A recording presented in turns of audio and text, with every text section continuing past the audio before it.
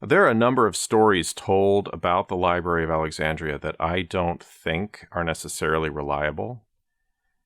There's a story of how it acquired books and how it got books. They would, every time a ship would dock at Alexandria, they would take the books off the ship and copy them and give the copies back to the ship. I am skeptical that actually happened.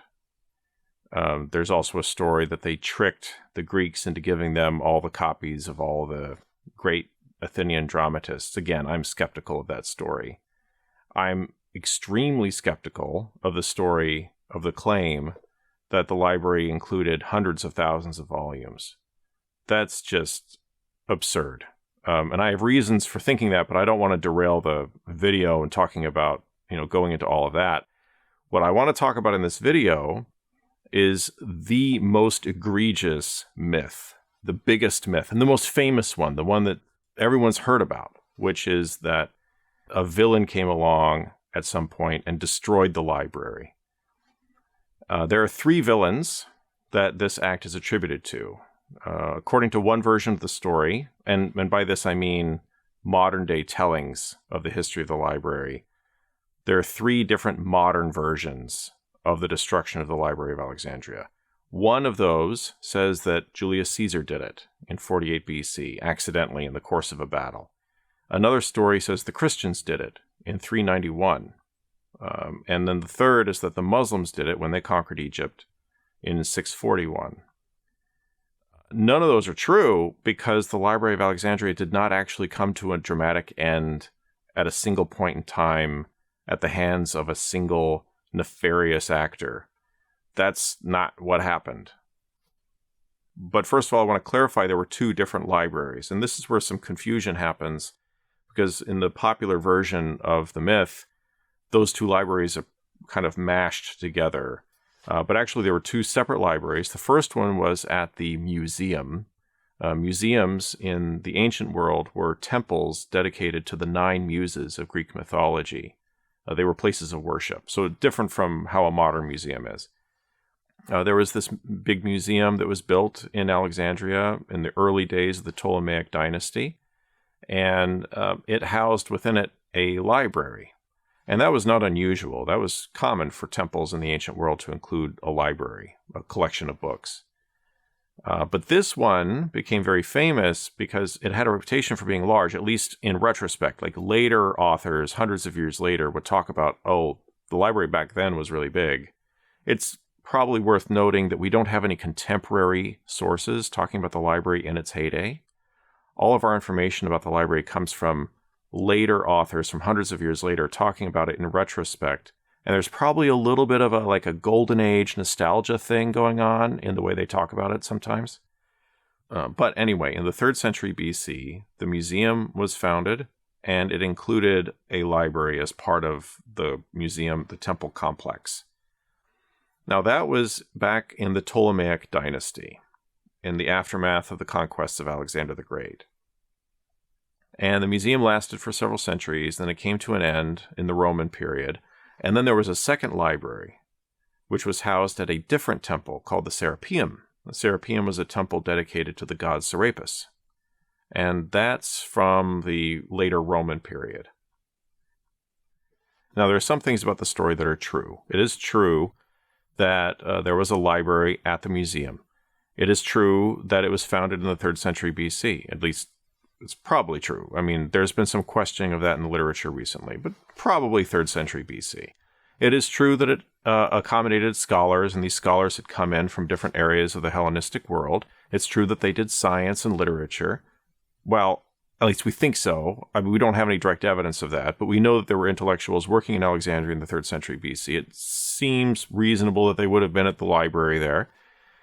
And so that's the closest we get to the myth of this wonderful institution, this sort of research institute with this, library collection and people doing science together.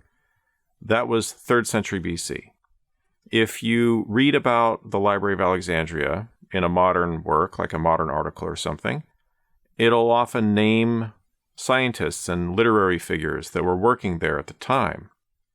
But all these example figures that they give are people who lived in the 3rd century BC.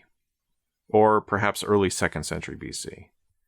And there's a reason why those names are always from that time period, from the early Ptolemies, and not from later. It's because that's when the Library of Alexandria was actually really active and important, not later.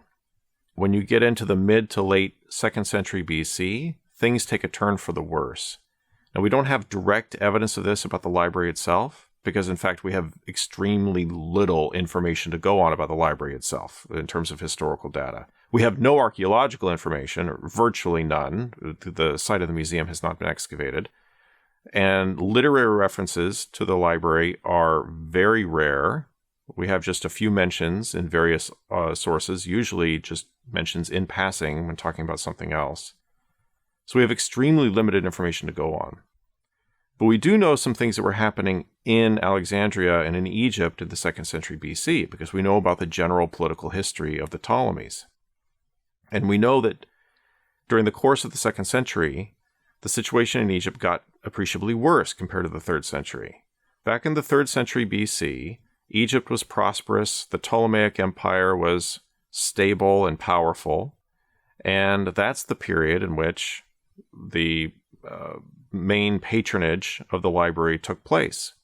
And all of the stories, by the way, that talk about the library always talk about it in that time period, talk about the library under Ptolemy II or Ptolemy III. Those are both 3rd century rulers.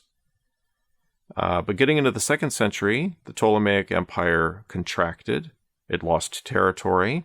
There were sometimes invasions from the Seleucids in the course of the Ptolemies and the Seleucids would fight wars with each other, and Seleucids sometimes their troops would reach the Nile Delta. There were riots in Alexandria from time to time. There were civil wars in the country. And Alexandria became a much less inviting place for scholars to go to work in. Probably the most dramatic event from this time period, there was a civil war, and one side of the civil war was Ptolemy VIII. Well, he came in and he regained control of Alexandria and then implemented reprisals against his political opponents there, including a lot of philosophers who had been supporters of his opponent in the civil war. In the course of these reprisals, some of the philosophers in the city lost their lives, others left the city. And there were other places for scholars to go. Sometimes in the modern myth about the Library of Alexandria, there's this implied idea that Alexandria's library was the library, the only library that contained all the world's information, and there was no other library anywhere else. That's not true. There were libraries all over the Hellenistic world. There were other places for scholars to go and do the thing that they had been doing at the museum. There were Hellenistic rulers all over that would gladly be patrons of philosophers and literary figures. And so instead of going to Alexandria, they went to Greece or Asia Minor. The most notable of these locations was Pergamum, which is in Asia Minor, and it was for a long time an intellectual rival of Alexandria. It had its own library. It had its own, set of scholars that did work there. That doesn't mean the museum ceased to function or the library ceased to function. They continued on throughout that period, and they still had people working there and presumably, doing something, I don't know, studying poetry or something. But they would have been, more like local talent, not big names on the international scene. And there's something worth noting here, and that is the realistic lifespan of a papyrus roll. There have been papyrus documents found in Egypt that date back hundreds, even thousands of years. But those papyrus documents were found in very dry conditions.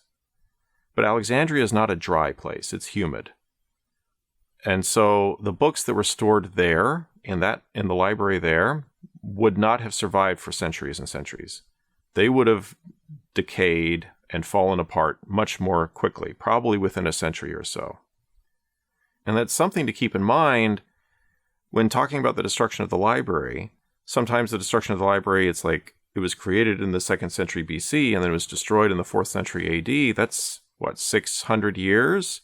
Or if it was destroyed by the Muslims, that'd be 900 years. None of the books that were put into the library in the 3rd century BC would have lasted that long.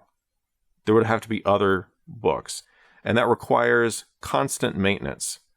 Having the staff on hand to do all the copying and maintain that collection over a period of centuries, constantly recopying century after century after century.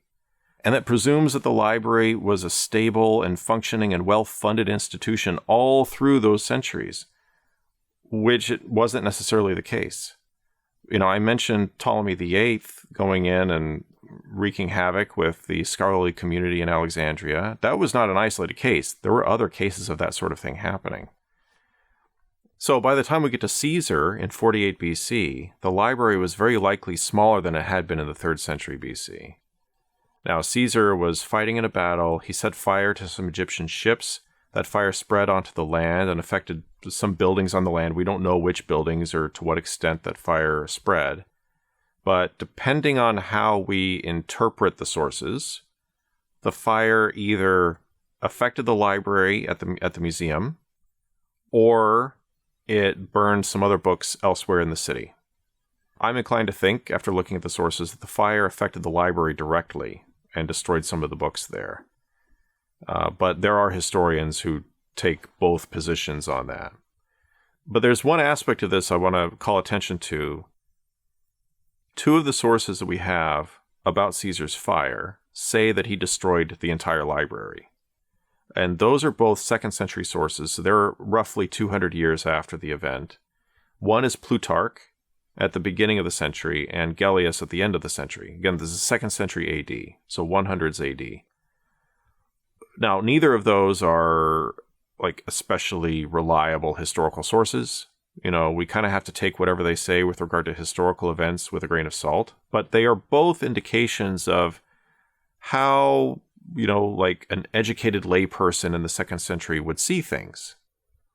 And the fact that both of them say that the Great Library of Alexandria was destroyed, and they say Julius Caesar did it, but the fact that they were able to say that the library was destroyed in the 1st century BC indicates that it was not a ridiculous thing for someone to say in the 2nd century AD. In other words, people in the 2nd century AD evidently did not think of the Great Library of Alexandria as something that was contemporaneous with them. They saw it as something in the past. So the picture that forms in my mind is that the library was created in the 3rd century BC, and it was kind of that idealized version, or at least the closest we come to the idealized version of the Library of Alexandria, existed then. But it went through a period of decline in the later Ptolemaic period, and then Julius Caesar's fire either did not affect the library or affected it, but either way, the library was already a shadow of its old self. And then it basically ceased to exist in the form, in the mythological form of it, and that legendary form of it. It ceased to exist by the time you get to the 1st century, 2nd century AD. Now, we see an indication of this with Strabo. Strabo was a geographer who lived in the late 1st century BC and early 1st century AD. In other words, around the time of Christ. But he wrote a geographical work. And in this work, there's one point in the work where he is talking about Eratosthenes, and he says he has read many historical treatises, meaning Eratosthenes has, with which he was well supplied if he had a library as large as Hipparchus says it was. So here, Strabo is basically saying that back in Eratosthenes' time, the library was very large. So, and he was in Alexandria at the end of the 1st century BC, 2 or 3 decades after Julius Caesar's fire. And he describes the museum, but he doesn't mention the library at the museum, which is not necessarily a significant thing. Oh, actually, I guess it is significant if the library really had still been a big deal in the 1st century. But that just, for me, that Strabo quote really reinforces this sequence of events. From Strabo's point of view, at the end of the actually not the end of the Ptolemaic period. The Ptolemaic period was over now, the very beginning of Roman Egypt. From his point of view, the Library of Alexandria was something that existed in the past. The Library of Alexandria of legend, I should say. There were still libraries in Alexandria, as there were still libraries elsewhere in the Roman world. But this idea of this enormous library, with all of this scholarship happening there, was something that was in the past from Strabo's point of view. So at that point, you can't talk about a great library of Alexandria after that. You can't talk about the Christians or the Muslims destroying a great library of Alexandria. It was already gone before you get to the end of the 1st century BC. But do we blame Julius Caesar then? Is it Julius Caesar's fault the great library was destroyed? I don't think so, because it was already in decline before Julius Caesar came along. And I should note, there was still a library after. Like, we have mentions in the historical record of a library existing in Alexandria in the 1st, 2nd, 3rd centuries AD. So it's not like a library ceased to exist in Alexandria. The best you could say, or the worst you could say, I guess, depending on how you put it, is that Julius Caesar reduced the size of the collection. But it wasn't, even at his time, it wasn't the big grand thing of legend. Now, I mentioned there were 2 libraries in Alexandria. There was the Museum Library, which was founded by the Ptolemies, and then there was the Serapeum Library, which was in a different part of the city at a different temple. Now, the Museum Library continued on for a while. We don't know exactly when it ended. We know when the museum as a physical object, as a physical complex, came to an end, and that was when Aurelian sacked Alexandria in 272 at the end of the 3rd century crisis. The museum and the rest of the palace complex in that part of town was all razed to the ground. We don't know what happened to the books that were at the museum, assuming there were still books in the museum at the time. We just don't know. Because by that time, in the 3rd century, the museum was no longer considered the Great Library. Like I said, it wasn't considered the Great Library even hundreds of years before that. But the main library, or the most prestigious library of the city, was now held at the Serapeum.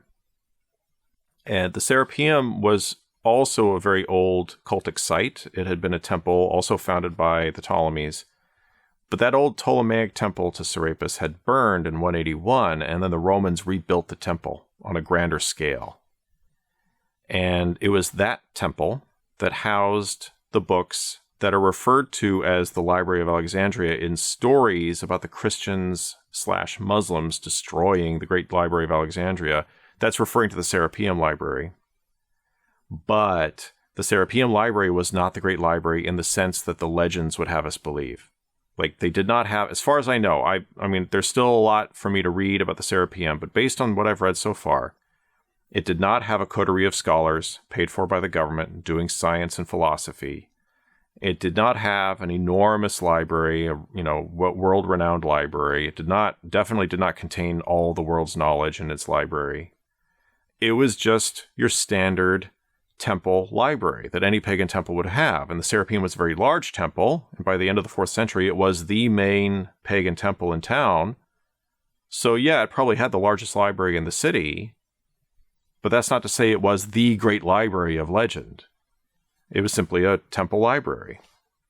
So when the Christians destroyed the Serapeum in 391, they were not destroying the Library of Alexandria of legend. We don't even know if they were destroying the library that happened to be housed at the Serapeum. The accounts of the destruction of the Serapeum, we have several sources about it. Some of them are pretty detailed, but none of them mention books. They always talk about how the cult statue of Serapis was destroyed. They talk about other events going on surrounding that whole situation of the destruction of the temple, but they don't mention any books being there. They don't mention a library being destroyed. And it might not even be the case that books were destroyed, even if books were housed there. The temple complex was this plaza, and then there was not in the middle, but kind of in the middle, there was the actual structure that was the Temple of Serapis. And then there were a couple of other structures in the middle of the plaza. And then around the edge of the plaza was a colonnade, or a double colonnade. And then there were little rooms off the colonnade, and that's where the books were held. And the books were held in wooden chests, because we're not in the time of papyrus rolls anymore, like back in the time of the Ptolemies. Now books are in the form of codices, a codex, which opens like this, like a book, like, our modern books are codices. So that was how the library was arranged. It wasn't like shelves and shelves and the Christian mob just went in and burned all the books, all the scrolls or whatever. That's not what happened. They went in and attacked the temple itself, but the plaza was left intact, and I believe the colonnade was left intact too. Now, they may have gone into those rooms and opened up the chests and destroyed the books that were inside, but there's no mention of that in the sources. Maybe the Christians destroyed the books. Maybe the Christians took the books and kept them. Maybe they distributed them to churches. Maybe they sold them on the open market. We don't know what happened to those books. I mentioned there were 3 villains of the story. Depending on what version of the story you hear, either Julius Caesar did it, or the Christians did it, or the Muslims did it. You can probably guess what I think of the claim that the Muslims destroyed the Library of Alexandria, but I'm not going to talk about that here in this video. If you want to hear more about that, check out Al-Muqaddimah's video. He talks all about that. The link is up there and in the description below. Now, with regard to the legend and the legendary destruction of the library, I want to leave you with 3 points. First of all, the end of the Library of Alexandria did not cause a dark age, obviously, because if it ended before even the time of Julius Caesar, then there's no connection between those two. Secondly, the Library of Alexandria was not the only library in the world. There were other libraries in the Greco-Roman world. So destroying that one library is not going to, by itself, cause a cataclysmic loss in human knowledge.